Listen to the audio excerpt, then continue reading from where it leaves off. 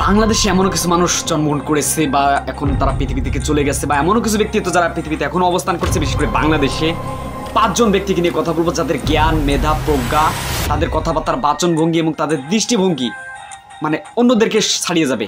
আপনারা 5 জন ব্যক্তিকে দেখুন এবং 5 জন ব্যক্তি কে হতে পারে আপনারা পুরোপুরি তাজ্জব বনে যাবেন তাদের অসাধারণ মেধা, প্রজ্ঞা এবং মননশীলতা দেখে। সেদিক থেকে সর্বপ্রথমে যাকে নিয়ে কথা বলবো, বা বাংলাদেশের টপ লেভেলে যিনি জ্ঞানী এবং মেধাবী, প্রজ্ঞা এবং বুদ্ধিমান ব্যক্তিত্ব, তিনি হচ্ছেন হুমায়ুন আহমেদ। দেখুন, আজকের এই তালিকাটি আমার নিজের অভিব্যক্তি বা আমার নিজের দর্শন থেকে তৈরি করেছি। আপনার ভালো লাগলে ভিডিওটি দেখতে পারেন, নাও দেখতে পারেন, তবে 5 জন ব্যক্তিকে আপনাদের সামনে পরিচয় করে দেব, যাদের নিজেদের রুচিবোধ বা নিজেদের কথাবার্তার বাচনভঙ্গি, নিজেদের আইডিওলজি দিয়ে তারা বাংলাদেশের মানুষের কাছে, এমনকি সমগ্র বিশ্বের মানুষের কাছে আস্থা এবং ভালোবাসার জায়গা তৈরি করে নিয়েছেন। তেমনই একজন হচ্ছেন হুমায়ুন আহমেদ।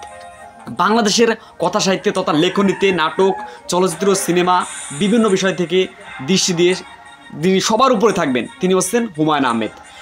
কাজী নজরুল ইসলাম এবং রবীন্দ্রনাথ ঠাকুরের পরে মানুষের জীবনের ভাবমূর্তিকে সবচেয়ে বেশি যিনি অনুধাবন করতে পেরেছিলেন, তিনি হচ্ছেন নন্দিত কথা সাহিত্যিক হুমায়ুন আহমেদ।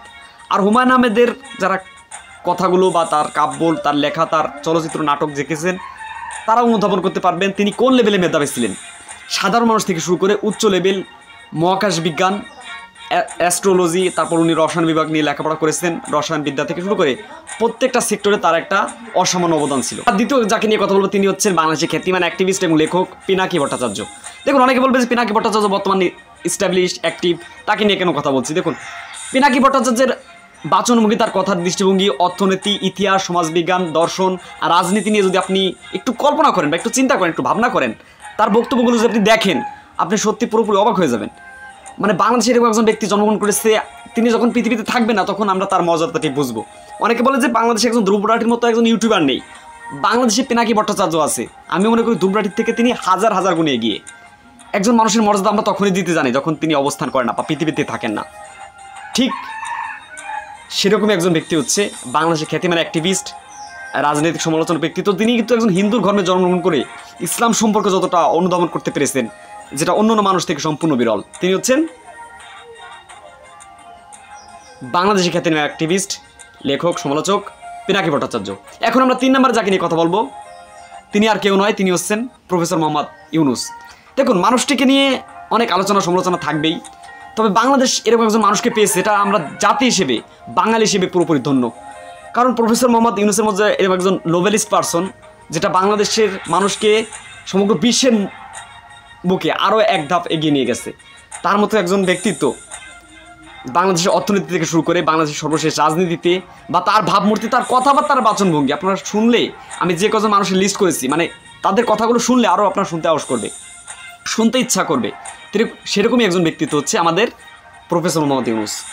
আসলে সত্যি আমরা ধন্য এরকম একজন মানুষ পেয়ে। অনেক বিশ্লেষণভাবে বলা যায় বাংলাদেশের টপ 10 এই ব্যক্তিত্ব, সেই ব্যক্তিত্ব।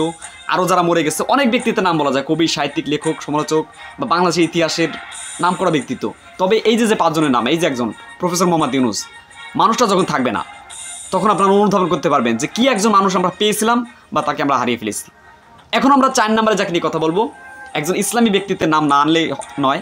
বিভিন্ন ইসলামী ব্যক্তিত্বের নাম আনা যায়, বা আগে আমরা আধ্যাত্মিক অনেক ব্যক্তিত্ব ছিল বাংলাদেশে, তবে হ্যাঁ, সেই ধারায় বা সেই উত্তরসূরি হিসেবে একজন বর্তমানে এখন আছেন, তিনি হচ্ছেন আল্লামা মামুনুল হক। দেখুন, একজন মানুষের কথা আপনার কেমন লাগে সেটা আপনার ব্যক্তিগত ব্যাপার, তবে তার কথা বাংলাদেশের মানুষের ভাবমূর্তি কতটা সৃষ্টি হয় বা বাংলাদেশের মানুষ তাকে কীভাবে দেখে, এটাই বড় প্রশ্ন।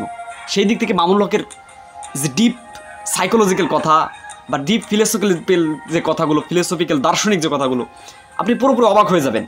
তিনি যে বিভিন্ন সময় বিভিন্ন ধরনের বক্তব্য, তার মার্জিত বাচনভঙ্গি দিয়েছেন, বিভিন্নভাবে রাজনৈতিক বিভিন্ন সরকারের মাধ্যমে হেনস্থাও হয়েছেন, তবে তার দৃষ্টিতে, তিনি তার বাচনভঙ্গিতে, তার অনবদ্য উপস্থাপনায় তিনি কিন্তু বিরল। আলেমদের মধ্যে বলতে গেলে ওইভাবে তালিকা আসলে করা ঠিক না, তারপর বলতে হয় মামুনুল হক কিন্তু সবার উপরের দিকে থাকবে। তার দর্শন, তার রাজনীতির চিন্তা, তার ব্যক্তিত্ব বলার মতো নয়। যাই হোক, কন্টেন্টটি শেষ করতে হবে। সর্বশেষ 5 নম্বর একজন নারী জগতের কর্ণধার না আনলেই হয় নয়, তিনি হচ্ছেন ফাতিহা আয়াত। অনেকে বলবে যে অনেক ব্যক্তিত্ব আনা যেত, আমি অনেক বিশ্লেষণ করে দেখলাম, অবশ্যই ফাতিহা আয়াতের নাম তালিকার উপর দিকে থাকবে। নারীদের তালিকা যখন আমি করতে গেলাম, ফাতিহা আয়াত কী ব্যক্তিত্ব, আপনি যদি তাকে নিয়ে একটু ঘাটাঘাটি করেন, বা সে বাংলাদেশে যদি বাংলাদেশের সামনে দেশের জন্য কতটা অবদান রাখতে পারে, সেটা সময় বলে দেবে।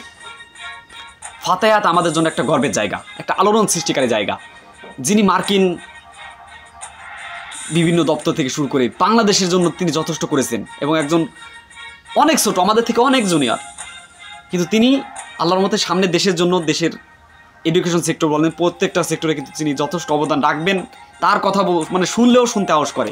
প্রত্যেকটা বিষয় নিয়ে রাজনীতি, চিন্তা, দর্শন, সমাজনীতি, মনস্তত্ত্ব, বিজ্ঞান, টেকনোলজি, প্রত্যেকটা বিষয় নিয়ে এই সমস্ত মানুষের দক্ষতা আছে বলেই মানুষগুলোর নাম আপনাদের সামনে উপস্থাপন করলাম। যাক, সব ভালো থাকবেন, সুস্থ থাকবেন। বাংলাদেশের মতো ছোট্ট একটা দেশে, খুবই সীমিত একটা দেশে এরকম কিছু মানুষ জন্মগ্রহণ করেছে, এটা ভাবতে গেলে অবাক লাগে। আমি অনেক মানুষের নাম আনতে পারতাম, যেই মানুষগুলো কথা আসলে শুনলে আরও শুনতে ইচ্ছা হয় বা যারা দেশের জন্য কিছু করতে পারে, সেই সমস্ত মানুষের নামই আপনাদের সামনে তুলে ধরলাম।